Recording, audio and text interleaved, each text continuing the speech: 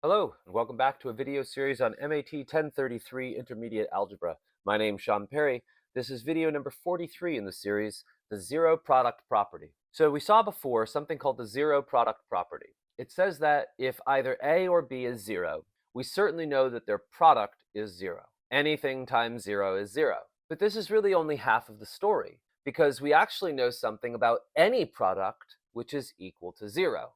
One of those two things must be zero. If A times B is zero, either A is equal to zero or B is. Another way of thinking of that is there are no two non-zero numbers that multiply to give you zero. A non-zero number times a non-zero number would be non-zero.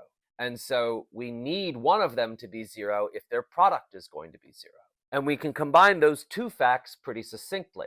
Here's some critical notes. Copy this down, show it to me later as proof you watched the video. If A times B is zero, then A is equal to zero or B is equal to zero. And then likewise, more obviously, if A or B is equal to zero, then A times B is equal to zero. This double pointing arrow means if and only if.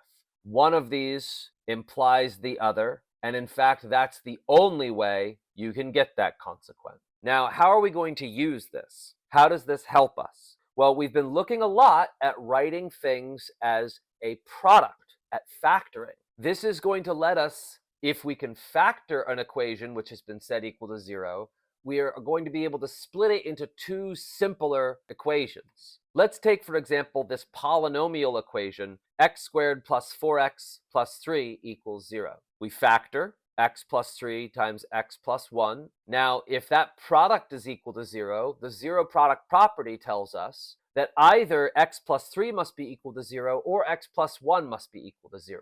And solving those two equations, we have our two solutions to this equation. If we plugged in either minus 3 or minus 1 into this polynomial, we'd get 0. And we can check our work with that. Here we plug in minus 3, here we plug in minus 1. Both of these give me 0.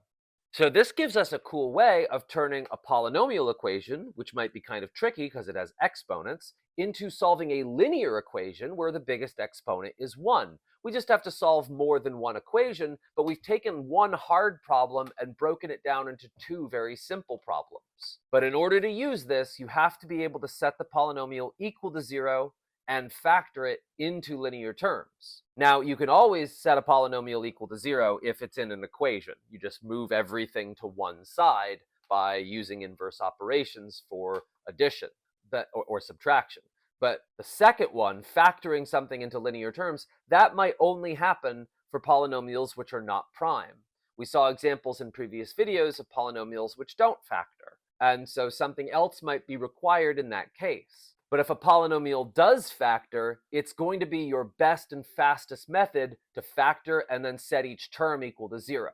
Here, for example, I have something not set equal to 0. I have x squared minus 9x equals 36. Well, the first thing I would do is move the 36 over. Set it equal to 0, minus 36x, minus 36 from both sides, and we wind up with a polynomial equation set equal to 0. Now, factoring, we have the following factors. And now we can set each factor equal to 0 and solve. Once we do, we have x is 12 and x is minus 3. From the two equations, x minus 12 equals 0 and x plus 3 equals 0 respectively. That's pretty much it. So here's some praxis exercises. Pause the video at this time and take a look at each one. See if you can't use the zero product property to solve each of these equations. Okay, let's see how you did. The first one is x squared minus 10x plus 25 is 0. It's already set equal to 0, so we factor. It's actually a perfect square. Both factors are the same.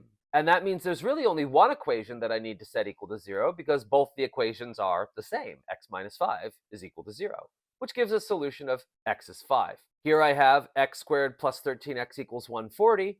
In order to set this up to factor and use the zero product property, I have to set it equal to 0 first. Once we do that, we set up our parentheses and factor. We have two factors of 140, 20, and 7, which have a difference of 13. We knew we needed a difference because we dropped the sign down, and a plus times a minus would give me a minus. So we set that up, then we set each one equal to 0 and solve.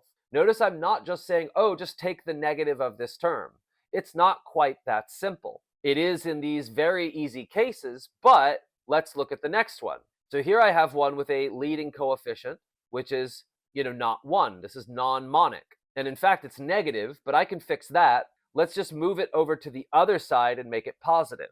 Now I have 6x squared minus 19x plus 10 is equal to 0. We take the product of 6 and 10. That's 60. We drop 6x into each place and a 1 over 6 out front. A minus drops in, and a minus times what is a plus? A minus times a minus is a plus. And so I'm looking for a sum of terms which give me 19. Looking through my list of factors of 60, we see that that's 15 and 4. So I put a 15 in this slot, a 4 in this slot, and then I divide out my 3, I divide out my 2, that gets rid of my 1/6, and we're done with factoring. Now the zero product property says set each factor equal to 0. And now you see why I didn't just take the negative, because actually there's more to do here. We're going to need to add 5 and then divide by 2, or in this case, add 2 and then divide by 3. In both cases, we have this fraction as our answer, and these are the x's that will make this work. If I plug in 5/2 into here, or if I plug in 2/3 into here,